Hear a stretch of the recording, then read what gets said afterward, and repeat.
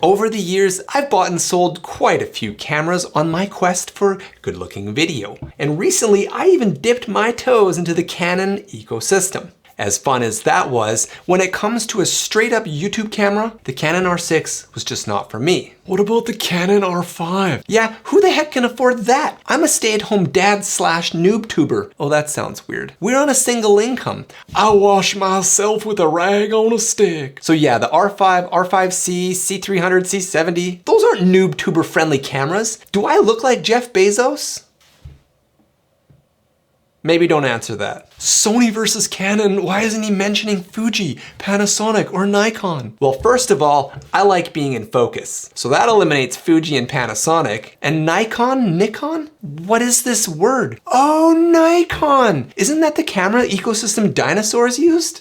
My first camera was a mirrorless, my friend. What are these strange letters? DSLR?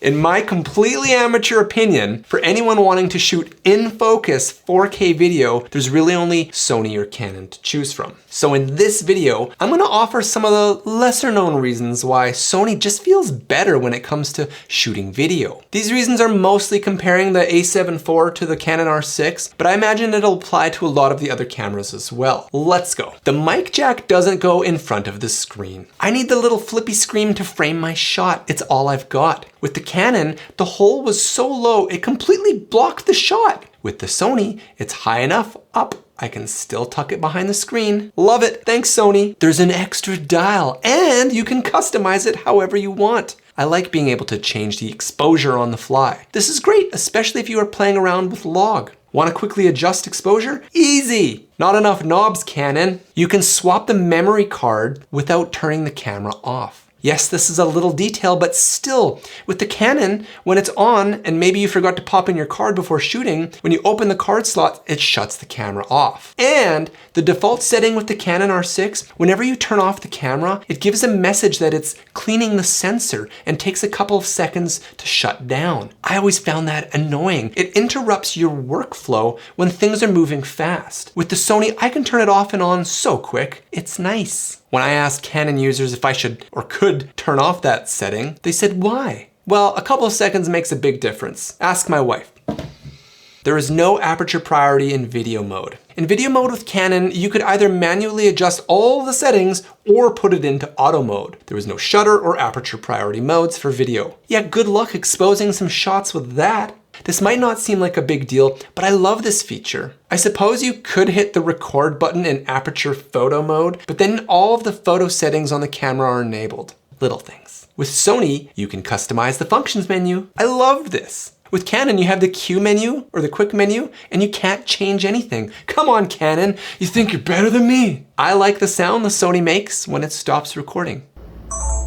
The Canon didn't make a noise. It's like a nice little ending to a recording session, something I noticed and appreciated. The size. The Sony is smaller in the hand. In my opinion, it looks less professional, but to be honest, I don't really care about that. I'm not a photographer. The smaller size can fit more places. I'm not touching that one. I much prefer the hinged doors that open up to expose the ports on the Sony much better than the dangly doors on the Canon. The battery on the Sony a7 IV for how I use it is night and day better than the Canon. I had two Canon R6s, the one I bought brand new and the one I bought used. Both, I thought, had abysmal battery for video, even when I put them in airplane mode. With my Sony, I don't even set it in airplane mode and it lasts way longer. Setting white balance. Canon, what the fluff? Do you know how you set the white balance for your videos on a Canon? You, David. You have to switch to photo mode, take a picture, then switch back to video mode, find that pic and use it and set it. With Sony, you just click custom white balance, boom, set. This is maybe the most important feature of all. I missed it so much when I had the Canon, as I set white balance all the time. The red recording box on the flippy screen. When you have a million things to remember, sometimes you forget if you clicked record. Sony makes it easier to know when you're recording with this feature. Maybe you can do this on the Canon, but I never found out how. And lastly, the cap on the hot shoe. The Sony comes with one, the Canon did not. It's a small detail that just kind of bugged me. It's like looking at a puzzle with a missing piece. Hard for us OCD shooters out there. See, it's just those little thoughtful things that the Sony does that makes it a better experience. But now, let me quickly mention a few of the more popular reasons why the Sony a7 IV is better than the Canon R6 and my take on them. Build quality. The materials of the Sony feel much more premium. This little thing is a tank. While the ergonomics might not be as big or comfortable in the hand as a Canon, I do prefer the build quality much better. Plus my camera is on a tripod most of the time anyway. The Canon did feel a bit cheap for the price, to be honest. The Sony has full-sized HDMI. I haven't needed to use this yet, but it's nice to know it's there.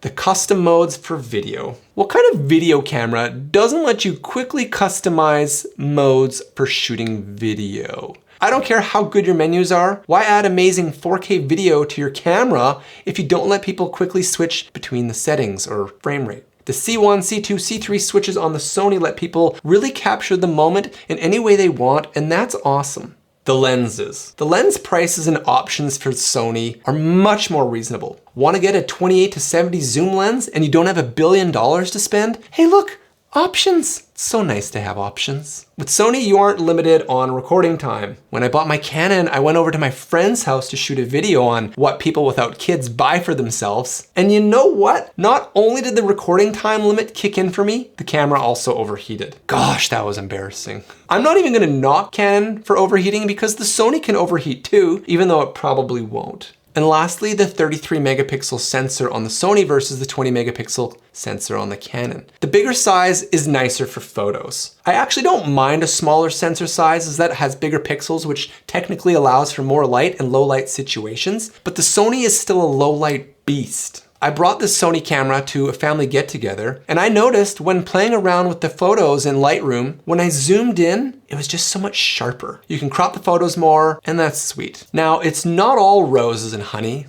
The Canon did have 3 reasons why I liked it more. Maybe 4. 4 reasons. Number 1, the screen on the Canon is way nicer, like way. I hated giving that up when selling that camera. The menus were better. Eventually, when you get used to a camera, you can set up quick menus for everything, so that doesn't matter in the end, but they were better, especially in the beginning. The 4K 60 doesn't have a crop. In my head, I'll use it for slow-mo B-roll shots for products, but really with the Sony, the zoom factor might actually help me since I use primes anyways. It'll turn my 35mm into what, 47.5mm? That might actually help. But I could see how it would be annoying if you're out shooting in a certain composition and you want slow-mo, you can't seamlessly transition without changing the shot. And lastly, I prefer the Canon app on my phone and software on my computer when connecting to the camera over the Sony. Sony isn't bad, but like after I disconnect my phone, it keeps searching for the camera. I have to force close the app. That's annoying. And with the Canon on the computer, when I close the app, it's like, do you want to move over the videos you just shot? Yes, yes, please. Thank you, software. The Sony app doesn't do that, not at least with the default settings. Oh, Canon also had these nice IPB file sizes, which were quite small and compressed, but they were really nice to work on and looked great.